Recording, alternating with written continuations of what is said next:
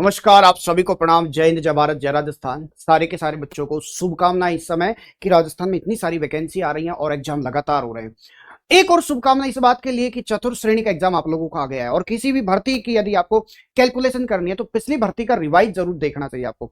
अभी फिलहाल राजस्थान पुलिस का एग्जाम हुआ कांस्टेबल वाला, और कांस्टेबल वाले पुलिस एग्जाम की अगर बात करते हैं तो टोटल पद उसमें 10,000 थे और फॉर्म अप्लाई किया था 6.5 लाख बच्चों ने लगभग।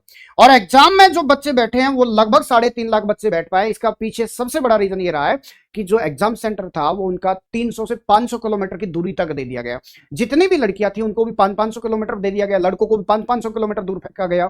इसी वजह से ज्यादातर बच्चे एग्जाम तक नहीं पहुंच पाए। कुछ बच्चे देरी की वजह से पहुंचे तो वो एग्जाम में नहीं बैठ पाए।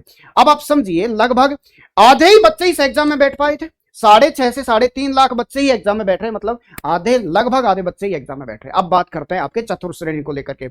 चतुर्थ श्रेणी में आपके पदों की बात करते हैं तो 53,749 लगभग फॉर्म भरे गए आपके 24 लाख। और इसमें एग्जाम में जो बच्चे बैठेंगे ना, फॉर्म तो सबने भर दिया, जो तैयारी कर रहा है नहीं कर रहा है सबने भर दिया। जिसकी 18 साल आयु हुई उसने फॉर्म भर दिया। इसके पीछे रीजन ये रहा क्योंकि राजस्थान पुलिस जो है ये सीईटी पर आधारित है और आपके चतुर्थ श्रेणी ये नॉन सीईटी पर आधारित है। तो सीईटी वाले जो थे उनकी संख्या वैसे ही कम है, इसलिए ज्यादातर बच्चे राजस्थान पुलिस का फॉर्म नहीं भर पाए। लेकिन चतुर्थ श्रेणी में जिसने 10वीं पिछले 10 साल पहले भी पास किए, 15 साल पहले पास किया ना, उसने भर दिया। जो घर पर खेती का काम कर रहा है या किसी तरह से कहीं मजदूरी का काम कर रहा है, प्राइवेट जॉब कर रहा है, काफी टाइम से कर रहा है, पढ़ाई छोड़े हुए काफी टाइम हो गया, उसने भी फॉर्म भरा है। इसका मतलब इसमें बहुत सारे ऐसे बच्चे हैं जिन्हें कंपटीशन छोड़ा हुआ बहुत टाइम हो गया या जिन्होंने अभी कंपटीशन में एंट्री की है। तो जो बच्चे लगभग 1 साल से तैयारी कर रहे हैं ना, उनके चांस इस भर्ती में सिलेक्शन के बहुत अच्छे हैं। आप लोगों को नियमित रूप से पढ़ाई करने के साथ साथ कॉन्फिडेंस बनाए रखने की जरूरत है।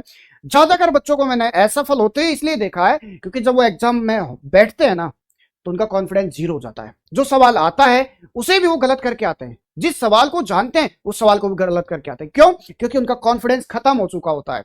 तो आपको सबसे पहले आत्मविश्वास बनाए रखना है। इसमें लगभग 18 लाख के आसपास बच्चे बैठेंगे एग्जाम में, यह बात निश्चित है, सारे बच्चे नहीं बैठेंगे। दूसरी बात अगर बात की जाए, 18 लाख बच्चों से आपका कंपटीशन नहीं है।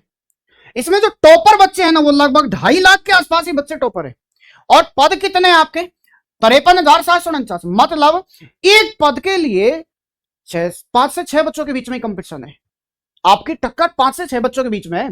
आप उसे मत देखो फॉर्म कितना उन्हें भरा है, 24 लाख तक मत जाओ कि आपकी 46-47 बच्चों से कंपटीशन है। नहीं, सच्चाई है कि 5 से 6 बच्चों के बीच में आपका कंपटीशन है।